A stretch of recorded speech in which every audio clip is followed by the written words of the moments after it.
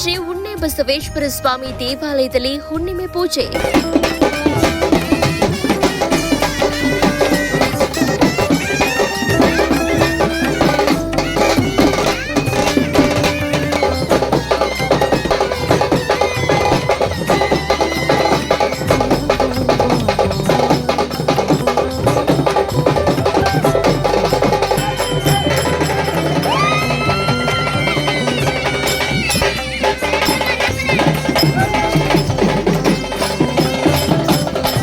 ಕಾರ್ತಿಕ ಮಾಸದ ಹುಣ್ಣಿಮೆಯ ಪೂಜೆ ವಿಶೇಷವಾಗಿ ಆಚರಣೆ ಮಾಡಲಾಯಿತು. ಶ್ರೀ ಉಣ್ಣೆ ಬಸವೇಶ್ವರ ಸ್ವಾಮಿ ಪುರಾತನ ದೇವಾಲಯವಾಗಿದ್ದು, ತುಮಕೂರು ಜಿಲ್ಲೆಯ ಚೇಳೂರು ಸುಕ್ಷೇತ್ರ ಈರಿನಹಳ್ಳಿಯಲ್ಲಿ ಈ ದೇವಾಲಯ ಇದೆ.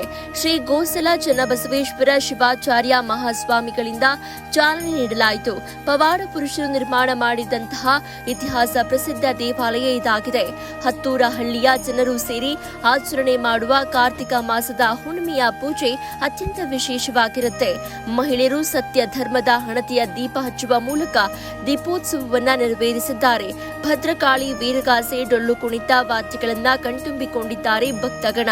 ಶ್ರೀ ಉಣ್ಣೆ ಬಸವೇಶ್ವರ ಸ್ವಾಮಿಯ ಮೆರವಣಿಗೆ ಮಂಡಲ ಪೂಜೆಯ ಮೆರುಗು ಎಲ್ಲರನ್ನ ಆಕರ್ಷಿಸಿದೆ.